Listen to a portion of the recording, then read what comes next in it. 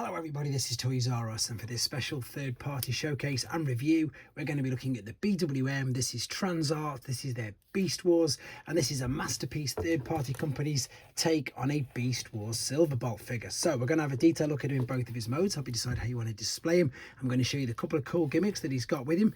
I don't unfortunately have any more TransArt figures to compare him with, but I'll bring in some other figures, some masterpiece, some generations, etc., just to give you an idea of just how big this figure is. Before we get started, let's remind anybody who's not subscribed to the channel, let's hit that subscribe button for me now, please, because it really will help me out. And also to thank Show Z, because that's where this came from, and as you can see, they got into me quickly and safely. Right, before we get started, we need to look at the packaging, because the one thing I've learned from reviewing TransArt figures, and again I have to say big thank you to subscriber Ben who's lent me this for the review, is that they do beautiful packaging and indeed very nice figures. Now, as I say, I'm going to be completely honest, a lot of this I'm not going to say is out of my comfort zone, but I definitely don't know too much about the characters, but I wanted to show you as much as I can about it. And sometimes it's better getting an opinion from somebody, you know, who's not heavily involved in the characters and figures. The box is beautiful, it's so nice, and there's some lovely reflective actual print there as well. Now, as I say, it comes packaged like that. He does come packaged in robot mode.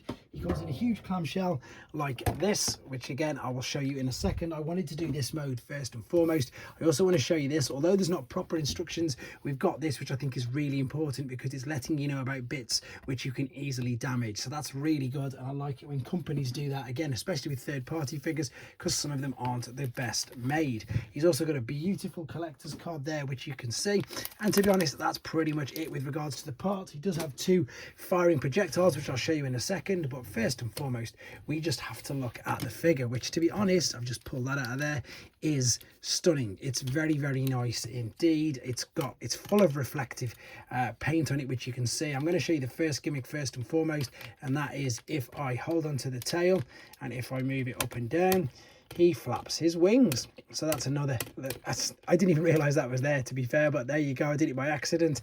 You can see that that does actually move the wingspan out and in. Now hopefully again you get a gist of just how reflective and how neat this looks. Now again, the issues I'm having is a couple of times some of the tabs are coming loose, but it's not a deal breaker. It does manage to hold pretty much eventually. Let me show you the detail on the head sculpt though. You can move the ears, that's crazy. You can move the ears backwards and forwards. The head will go all the way around. You can see what sort of attachment it's got onto there. It can look up and down. You can open and close the mouth.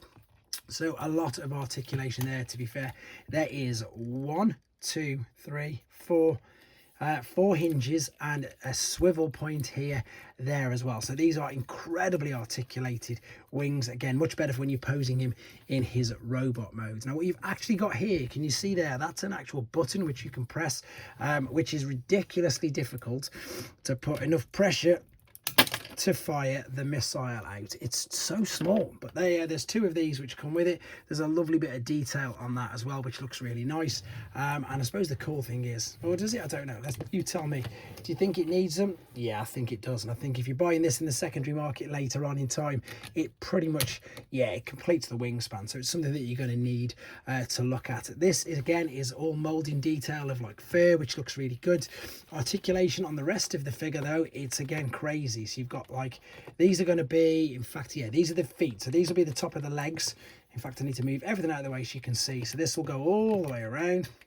They're on ratchets as well, they're clicking as well, which hopefully you can hear just ever so slightly. You can see you've got like, that is the thigh swivel, the thigh cuts. You've got additional articulation there. You've obviously got the knee bend there.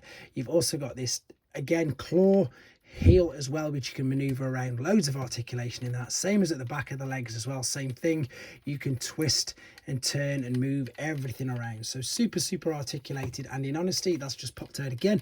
But what I was going to say, in all honesty, as you can see, it's pretty neat. It's quite a neat underside. There's not too much sticking out robot wise. It's very clever, to be honest. It really is nice and clever. Now again, if I can give you an idea of size of this, as I say, unfortunately I don't have any other of these here, but that's just obviously a G1 cab, so it's very small compared to it.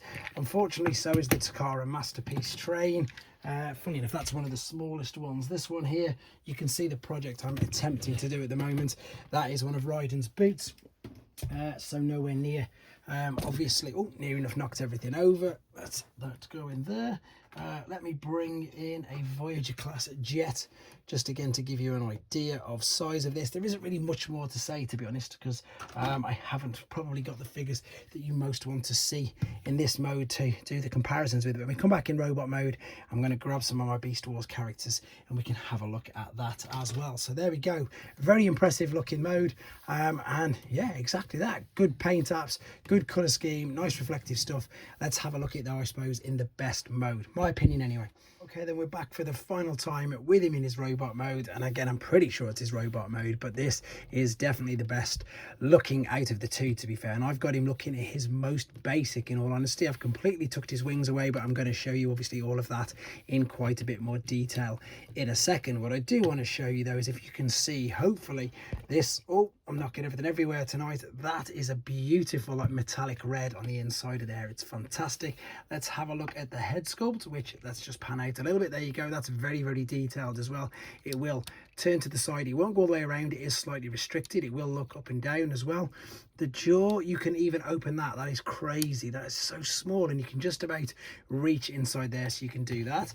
With regards to the rest of the articulation, we'll come to the wings in a minute. Again, these are on ratchets. You can see they're going to go up. You've got the swivel as well at the bicep, as well as the flexion. You've also got loads going on with these legs here. This is crazy. Look, there's the thigh cut we were on about. There's your massive knee bend. In fact, it's a double knee bend, obviously, because of the alternate mode. This does still, as you can see, still, I think only when you're playing with it, as bad as that sounds, but only when you're playing with it or messing around with it, does it come apart. When it holds in position, it's fine. If I just move the arms out of the way, again, this can come all the way up, all the way back. This gimmick does still work as well, which we'll show you in a second. The claws, again, you've got an ankle tilt and rock there as well, which is great. I didn't realize that in the other mode. And of course, you can adjust these. You can really start to do, which I'm used to, so I completely admit it, some more dynamic poses with these. Now, you're going to sometimes as well need to bring these wings around just to help balance him in this particular position. But now, as I'm sure you can see now, he's starting to look even better. And I'm a little bit, I'm maybe disappointed in myself, because the figure looks incredible, but I just don't know enough about it. I really need to watch Beast Wars. And as I say, this is a fuzor, I do believe, obviously. Again, yes, that is how limited my knowledge is, guys, but it looks incredible. It really does. So in fact, it is definitely spurring me on to watch more of these, to learn more about these pretty much amazing characters. If I go to the full wing spread like this, I don't even think it's going to fit inside on camera, to be honest, because this will really, is it going to, I'm going to have to push it further back just to give you an idea of just how crazy this is. Look at that. That's amazing. That's got some shelf presence. That really has, and from the back as well. And then I'm sure he says, let's have a look. Is it going to do it? Oh no, maybe not, because it's in this different mode. No, maybe it isn't going to work. That gimmick will not work. We've got these, as I say, hooked into the top of that as well. I just need him to stand a little more even for me. Is that because this is gone? Yep, there you go. That's come undone. Again, maybe I am messing around with it too much, and now I've given him too much weight at the back. Right, let's bring in a few other figures. So funny enough, I've gone and found my Generations Silverbolt figure. Now look at the size difference in that. And it's quite similar, to be fair, in a lot of aspects, but obviously this one that I'm reviewing is in a different league. Got to admit that. It's fantastic. And there is a leader class Tiger Hawk, which is a bit taller. In fact, he's quite a bit taller, but this guy looks incredible compared to that. So let me just move him out of the way. I've got some proper random figures here to give you hopefully an idea of size. There's a 2007 leader class Brawl. No, he's way too big. Way too big. Let's bring in some masterpiece figures. So there is a crosscut. That's a Takara one, obviously. There is a Jinrai, again a Takara one, so he's about as tall as the new Jinrai figure, to be honest, which means that if we're talking mainstream, and again, I know these aren't supposed to scale together, guys, it's just to give you an idea, which means that yes, he is Commander class Optimus Prime size as well. So let's move these out of the way and let's have a look at him, because yeah, now with the wings out, it's crazy. So we've also seen, as I say, the arms, you can come all the way out to the side, they'll go all the way up. Again, that's just popped out a little bit. I do tend to find that a lot with third-party figures, that the clips and tabs don't always seem to hold in as well as I suppose you'd want it to. But if you have a look around it all, again, everything's pretty much tucked away kind of neatly, in all honesty. Let's bring these wings around a little bit, because what I want to do is show you that he can use, this is where you've got this again though, and it's really sort of quite, that's it, awkward to do this. So let's get them out and we can use them as handheld weapons as well. So put that there. He's got, it's slightly different to what I call the industry standard attachment, but you can still see what I mean. It's very similar. There's just something in the palm of the hand where you can attach this to, so you don't even have to close the fingers up like so. But that gives him a different dynamic, a different look.